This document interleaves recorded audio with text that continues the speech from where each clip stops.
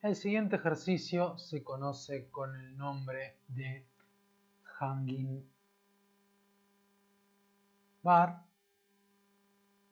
y básicamente es como dice a continuación el enunciado. Calcule la distribución de tensiones en una barra empotrada sometida a un esfuerzo de tracción uniforme en su extremo libre y además considere las fuerzas de volumen. Y si avanzamos un poco, tenemos como en la figura 4 elemento traccionado, o sea, la viga colgando. Entonces vamos a dibujar nuestra viga colgando. Entonces dijimos que se llamaba hanging bar. Vamos a tener que hacer una serie de simplificaciones, no para resolverlo en tensiones, cuando lleguemos a desplazamientos por ahí sí, pero ya que estamos, vamos a asumirlo. Lo que tenemos que asumir es que la barra está colgada de un punto en su baricentro, en la cara superior. La misma tiene una longitud L. El sistema de coordenadas que vamos a usar tiene estas direcciones. Tenemos una dirección E2, después la que está contenida en las secciones rectangulares, es una barra rectangular, y a lo largo la dirección longitudinal que empieza en la cara que no está, que está libre, que está cargada con la fuerza uniformemente distribuida de valor Q, y va a estar ahí el sistema de coordenadas, y a su vez la barra tiene una densidad ρ. Entonces, ¿cuáles son las hipótesis? Dijimos que es una barra cuadrada de sección uniforme A. El material es homogéneo de densidad ρ. Las unidades de Q van a ser en megapascales, porque es una fuerza, es una presión, ¿sí? Está distribuida en toda la sección transversal, ¿sí? O sea, si viésemos una vista de esta manera, la carga estaría aplicada uniformemente distribuida Q en toda la sección. Y es una carga Q de tracción. Bien. Entonces, lo primero que vamos a desarrollar, ¿con qué se va a resolver este ejercicio? Mediante la ecuación diferencial de equilibrio de tensiones. Recordemos cómo se escribía dicha ecuación de equilibrio.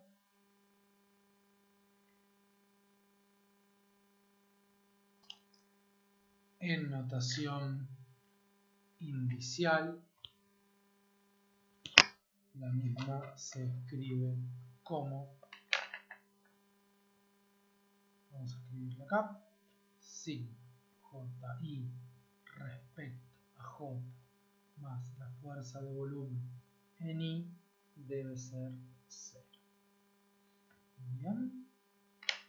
Entonces, lo que debemos hacer ahora es definir en primera instancia cuáles componentes de esta ecuación de equilibrio vamos a tener y cuáles no.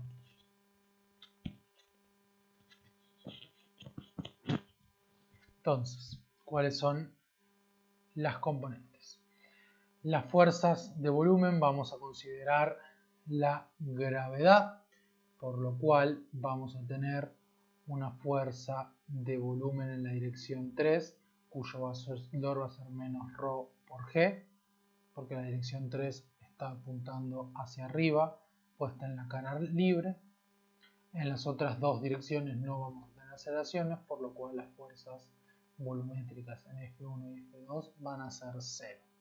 Y lo otro que vamos a analizar son, a su vez, vamos a necesitar condiciones de borde para luego realizar la integración, si queremos hallar el campo de tensiones como solicita el ejercicio. Entonces pensemos qué condiciones de borde conocemos. En los laterales no tenemos ni tensiones de corte ni tensiones normales. En la cara de coordenadas E3, 0 vamos a tener únicamente un valor que equivalga al vector tensión que tiene que valer Q en la componente 3 y en la componente 1 y 2 va a valer 0. Entonces, el traction vector en el versor E3 evaluado en cualquier valor de x1, x2, pero x3, 0 va a valer, si nos fijamos, el valor es opuesto, el versor de esta cara es negativo,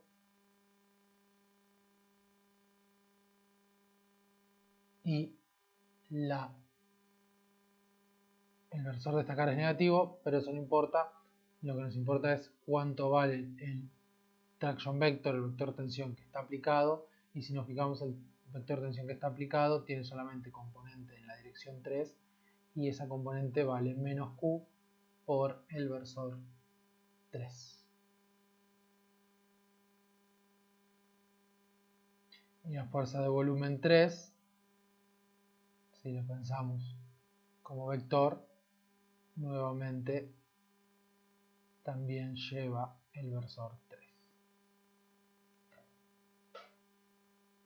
Bien, entonces ahora lo que vamos a hacer es desarrollar la expresión de la ecuación de equilibrio.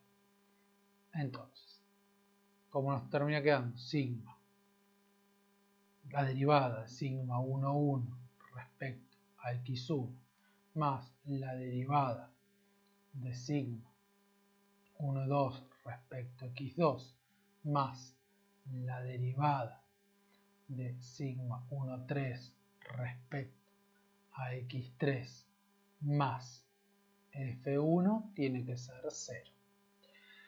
La derivada de sigma 2,1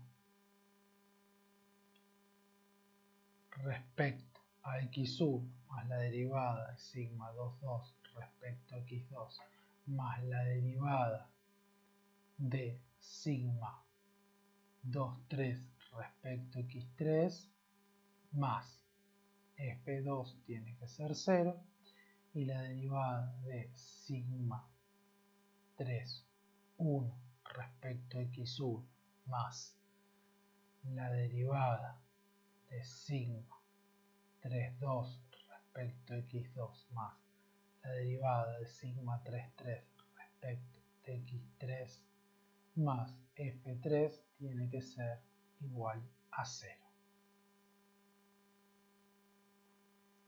Recordemos entonces que no hay fuerzas de volumen en 1 ni en 2. Después lo que tenemos que evaluar, como dijimos, únicamente tenemos un traction vector aplicado en 3. Entonces, si evaluamos todas las caras laterales, ¿sí? Evaluamos las caras laterales, la cara lateral que tiene versor más E2, menos E2, más E1, menos E1. En todas esas caras no hay cargas aplicadas, porque dijimos que es una barra colgando solamente con su propio peso y una tracción aplicada en la cara libre.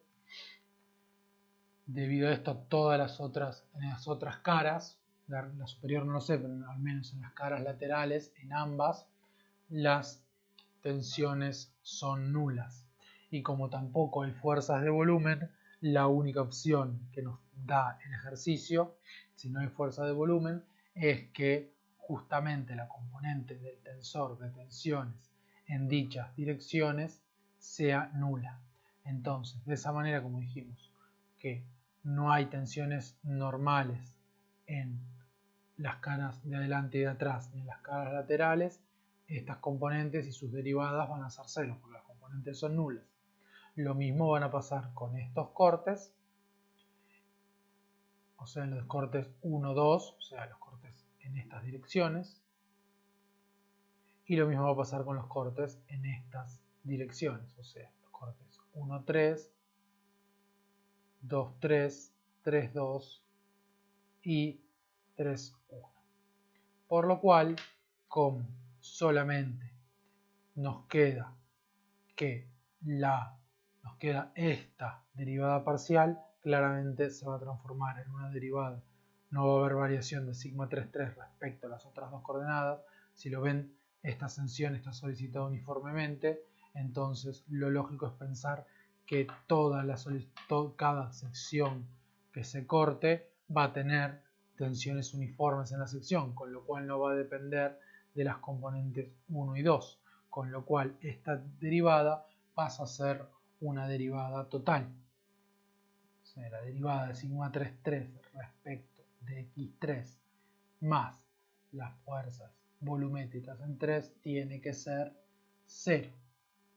Lo que nos da que la derivada de sigma 3,3 respecto a x3 menos, recuerden que el valor de la componente era menos ρ por g es igual a 0, con lo cual vamos a integrar y nos va a quedar sigma 3,3 es la integral de ρ g de x3, con lo cual nos queda que sigma 3,3 es igual a ρ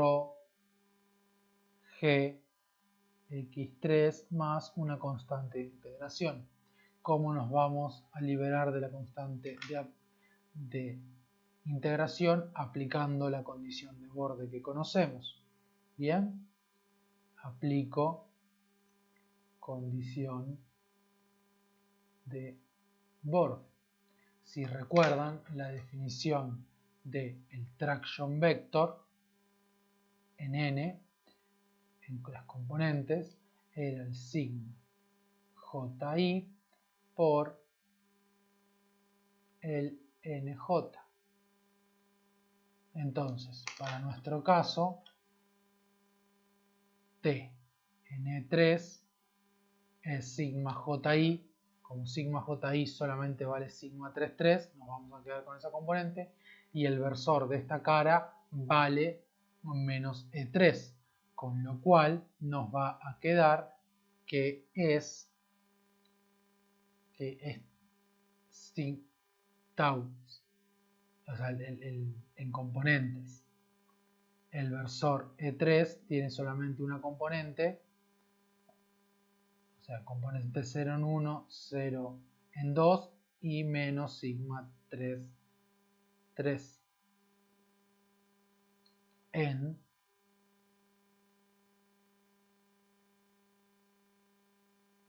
menos sigma 3,3 en la dirección 3.